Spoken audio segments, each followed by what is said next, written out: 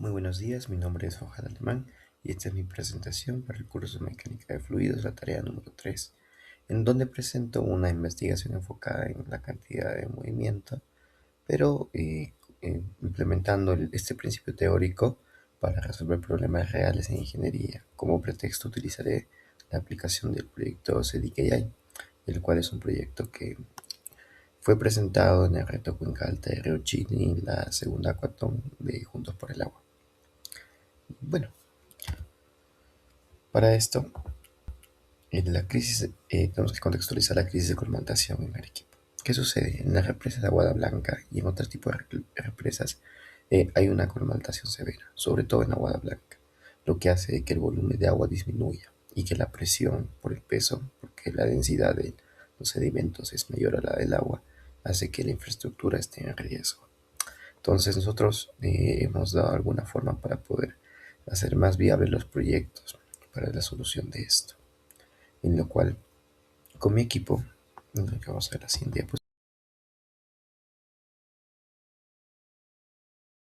diapositiva, CEDIC AI, hemos postulado una forma para poder medir estos sedimentos de la siguiente manera, con sensores y con satélites, tres tipos de satélites con diferentes gradientes y definiciones para, con la conjunción de todos estos datos, poder determinar la turbidez del agua y de esa forma poder contar gránulo a gránulo que está ingresando de sedimentación hacia Aguada Blanca. Y de esa manera poder hacer viables los proyectos de limpieza si es que van a poder darse o medir con mayor exactitud la cantidad de vida útil que le queda a Aguada Blanca. Entonces, para esto tenemos que entender la relación, la mecánica de fluidos con la contextualización del problema que tenemos en Arequipa.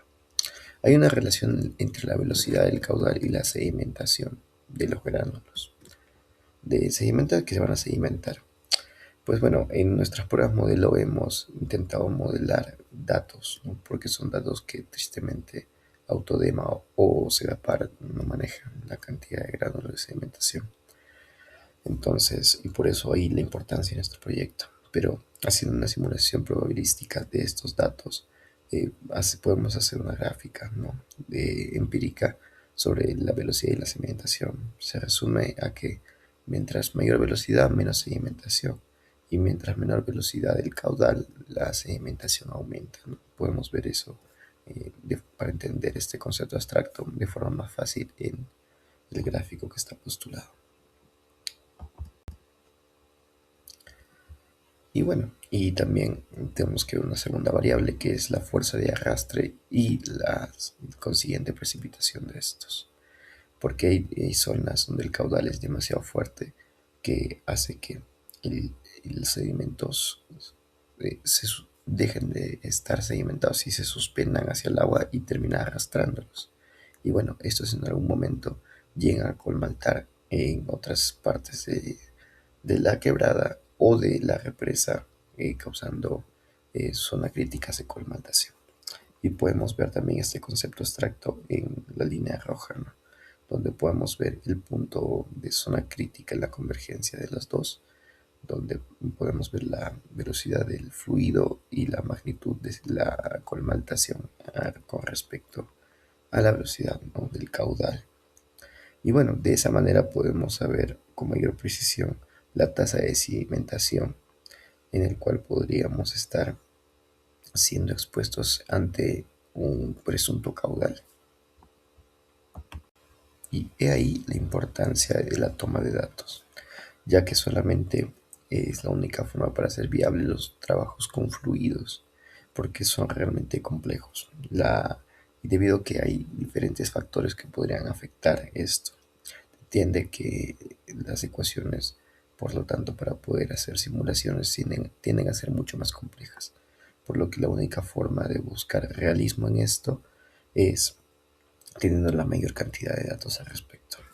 Uno de los problemas que puede ser al momento de la toma de datos con respecto al proyecto podría ser la generación de las microburbujas de aire que se hace por el mismo movimiento de las quebradas, ¿no?, donde los sensores infrarrojos que nosotros postulamos podrían generar sesgos. y leer erróneamente estos como sólidos, ¿no? Cuando son burbujas. Entonces, ¿cómo se podría solucionar eso? Hay soluciones de deflectores físicos, ¿no? Gradientes físicos a lo largo de las quebradas, donde podríamos eliminar la cantidad de burbujas que podrían darse antes de que lleguen al punto de monitoreo, el sensor que va a estar estacionado. Entonces, de esa manera podríamos tener más fiabilidad en nuestros datos, ¿no? Y llegar a una precisión mejor con la ecuación que vamos a postular, ¿no? Luego de la diapositiva, que bueno, se resume a esta, que es el cálculo de momento, que es la demostración matemática de cuánta fuerza pierde el agua al ingresar a un embalse y la probabilidad de poder tener una tasa de sedimentación más exacta. Mientras mejores datos, con menos sesgos, podremos tener, es, los resultados van a ser más exactos, ¿no? Y de todas formas, los datos que podríamos obtener de los sensores, de los radares, podrían pasar por una tasa de error y de esa forma poder evitar los sesgos. Pero en la presunción que los datos sean correctos y trabajando probabilísticamente en este caso, y para demostrar la importancia de tener estos datos a la mano, vayamos a los números. Entonces vamos a calcular el impacto hidrodinámico aplicando la ecuación de cantidad de movimiento que hemos visto, evaluando la sumatoria de fuerzas, igualándolo al flujo másico por la diferencia de velocidades. Al introducir estos datos, vamos a usar los siguientes, que un caudal con 15 metros cúbicos por segundo, es una referencia, obviamente, que se frena de 3 a 0.2 metros por segundo. Entonces, de esta forma, utilizando la ecuación postulada, tendríamos un resultado negativo de 43.260 newtons. De esa manera, podríamos, en 43.260 newtons menos 43.260 newtons, que sería el flujo que pierde el caudal de fuerza, que podría, después haciendo los empirismos necesarios con la cantidad de granulometría ejemplificada, darnos unos 0.8 hectómetros cúbicos de sedimentos anuales. Que, bueno, en la siguiente diapositiva vamos a terminar de concluir la idea, viendo cómo esto podría ayudar a generar una tasa de colmatación alta, pero que puede ser prevenida. Para eso vemos la implementación que con ayuda del proyecto podríamos disminuir la colmatación, debido a que el proyecto podría generar datos en tiempo real para que se haga la efectiva abierta de compuertas, o en el caso sea posible cerrar compuertas en reservas más arriba de Aguada Blanca, justamente para poder evitar que a caudales que van a atraer demasiada eh, tasa de turbidez en sus quebradas lleguen a Aguada Blanca, para evitar que Agua Blanca se siga colmatando. Entonces, implementando todo esto de manera preventiva para poder eh, evitar la colmatación en Aguada Blanca, vamos a utilizar los siguientes datos, ¿no? En el supuesto que presuntamente hayamos implementado nuestra inteligencia del proyecto, a medir las variables en tiempo real, nuestra probabilidad de éxito eh, suma aproximadamente el 85%. Entonces, esto vamos a multiplicarlo en la tasa inicial de colmatación por esta nueva eficiencia. Reducimos la pérdida de volumen de la represa a solo 0.12 hectómetros cúbicos anuales. Y para poder entender estos datos de forma más empírica, vamos a ver el siguiente gráfico. Aquí podemos ver cómo esto puede impactar en el futuro, ¿no? Se resume en este gráfico. La línea roja es el colapso de Aguada Blanca bajo la gestión tradicional, que se hace muy empíricamente, ¿no?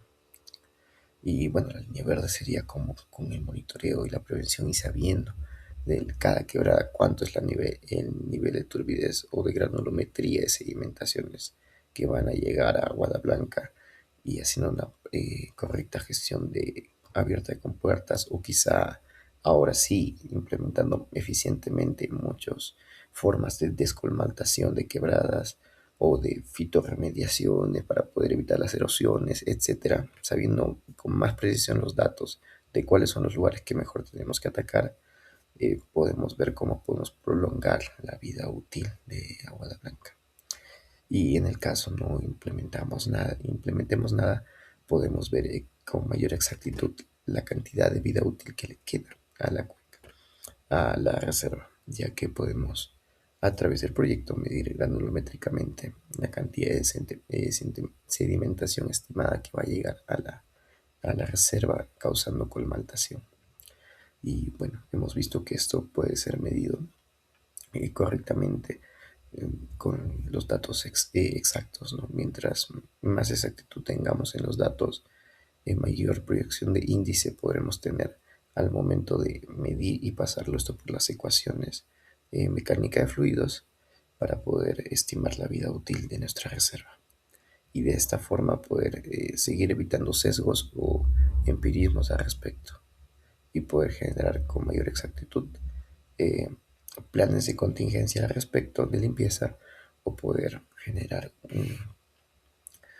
un plan para la jubilación de Aguada Blanca en el caso no se pueda haber buscado alguna solución viable económica o socialmente ante este problema tan complejo. Y bueno, para terminar en conclusión, la colmatación no es un accidente, es un proceso físico regido estrictamente por la naturaleza. Y por eso, como sociedad, debemos implementar todos los medios que estén a nuestro alcance para poder solucionarlo. Y la única forma para poder implementar todas las ideas que podamos postular es teniendo datos exactos.